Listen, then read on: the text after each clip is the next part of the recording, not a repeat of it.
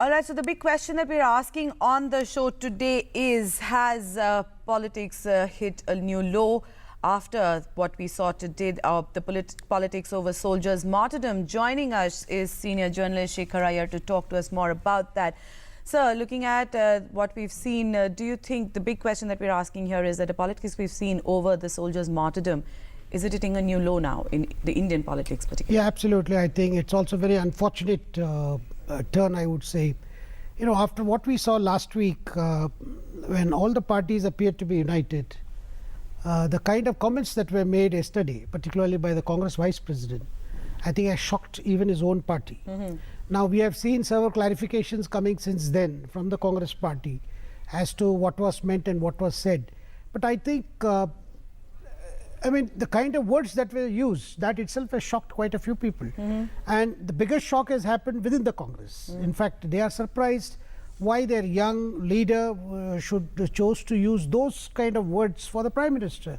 Because what is the controversy all about? Because when everybody is united on this issue, and soon after the attack, we saw the Congress President herself coming out with a statement. Subsequently, even the Congress Vice President himself said, I support the Prime Minister on this.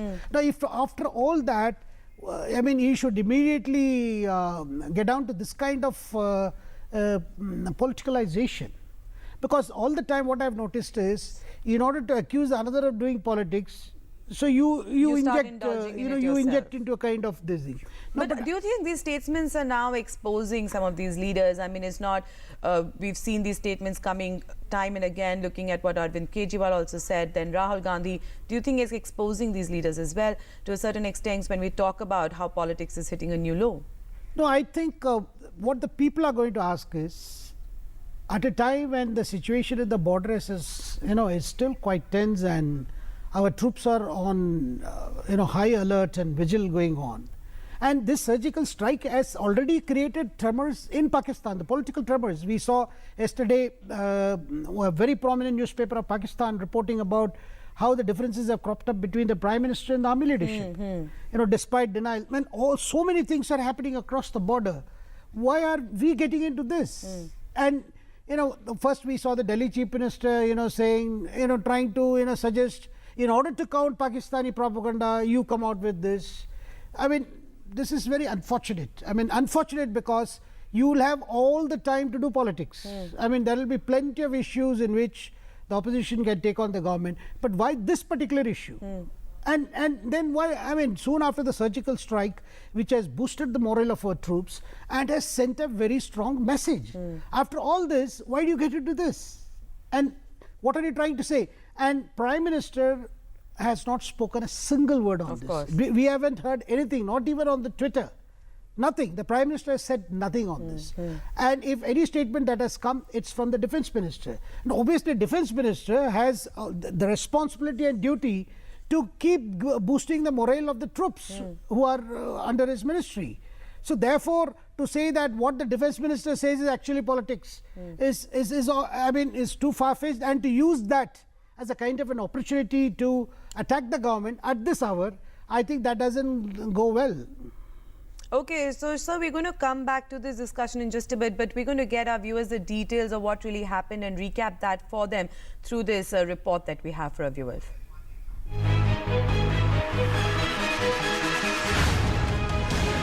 While on one hand, the whole nation is saluting the army and praising the valor of our soldiers for successful surgical strikes in Pak-occupied Kashmir, some political outfits and leaders have stooped to playing politics on the bravery of our men who protect the borders. One such statement belittling the sacrifice of our soldiers was made by Congress Vice President Rahul Gandhi. BJP President Amit Shah hit back, saying that Rahul has stooped to a new low. He said such statements discourage our soldiers and are offensive to their bravery and sacrifice. Rahul Gandhi ने जब जवानों के खून की दलाली का शब्द प्रयोग किया, तब उन्होंने सभी सीमाओं को लांघ दिया है, इंतहा ही कर दी है। मैं मानता हूं कि राहुल गांधी का इस शब्द प्रयोग इस सेना की वीरता का अपमान है, देश की 125 करोड़ जनता का अपमान है। Amit Shah also slammed Rahul Gandhi for his remarks that Prime Minister was hiding behind the blood of our soldiers and doing dalali over their sacrifice. Shah reminded Gandhi of the history of his own party as far as commission in government deals go, and said that the use of word dalali for soldiers depicts the intellectual bankruptcy of the Congress. Jammu Kashmir में जिन्होंने अपना खून दिया है, जिन्होंने हिंदुस्तान के लिए surgical strike किया है, उनके खून के पीछे आप छुपे हुए हो, उनकी आप दलाली कर रहे हो। किस चीज की दलाली की बात कर रहे हैं राहुल जी? सवाल तो हम पूछना चाहते हैं। बोफोर्स से लेकर एम्ब्रायर तक किसने दलाली की? कोयले से लेकर 2G तक किसने दलाली की? मैं मानता हूं कि दलाली शब्द आपके जहन में कहीं ना कहीं पड़ा होगा, मगर ये घटना ऐसी नहीं थी जहां पर ये शब्द आपके मुंह से निकलना चाहिए था। Home Minister Rajnath Singh too hit out at Rahul, saying that everyone should stand with the army and the country. इतना ही मैं कहना चाहूंगा कि जब देश के समक्ष कोई बड़ी चुनौती हो तो समस्त देशवासियों को एकजुट होकर उसका मुकाबला करना चाहिए। और इसमें कहीं दो मत नहीं है कि इस समय इंडो पाक के बीच टेंशन बढ़ा है, और वैसी सूरत में समस्त देशवासियों को एकजुट होकर जो भी हमारे सेना के जवान अथवा सुरक्षा के जवान जो कर रहे हैं उस पर भरोसा रखना चाहिए, यकीन रखना चाहिए, उनके साथ खड़े रहना चाहिए। Other political party leaders have also condemned Rahul Gandhi's statement. Rahul Gandhi ji ने जो सेना के शहादत को, उनकी बहादुरी को खून की दलाली बोला है, ये मुझे लगता है ठीक नहीं है। इसकी कड़ी निंदा करते हैं हम। फौज के आड़ में किसी को भी राजनीति करना ठीक नहीं है, और जो भी इस काम को कर रहे हैं वो ठीक नहीं कर रहे हैं। After pressure from all quarters, Rahul Gandhi tried to explain his comments. He tweeted that he supports the surgical strikes but is against its politicization. Congress too has said that they stand behind the Prime Minister in his efforts to fight terrorism. Along with Arvind Kejriwal, some other Congress leaders have also raised questions on the surgical strikes. Shah also lashed out at them. आतंकवाद के खिलाफ लड़ने के लिए मैदान में उतरे उनको शंका के दायरे में ला रहे हैं। मैं मानता हूं कि ये बहुत निंदनीय प्रयास है और सभी पॉलिटिकल पार्टियों ने इससे दूर रहना चाहिए। The entire nation stands behind its jawans on the issue of surgical strikes. While politics is played out on various subjects, political parties should at least stand as one with the nation on important issues like terrorism and national security and territorial integrity of the nation. With Rajesh Raj in New Delhi, News Night Desk, TD News. So let's continue with this discussion with senior journalist Shekhar Iyer. Sir, looking at how the whole country is closed ranks behind the Prime Minister and the government and the army for taking strong action against terror, looking at these kind of comments that come from these political parties, what do they really mean at this point in time, these kind of statements, especially for the people? No, I think they are gripped by a fear. The fear is that probably, ultimately the political benefit would go to the ruling party. Since there is a huge support for this operation and the operation looks quite successful, and ultimately it is generating a kind of support from the people, and perhaps this support can get converted into a kind of a political support for the ruling party. I mean, this is the bottom line of this kind of talk. Otherwise there is no reason to get into this now.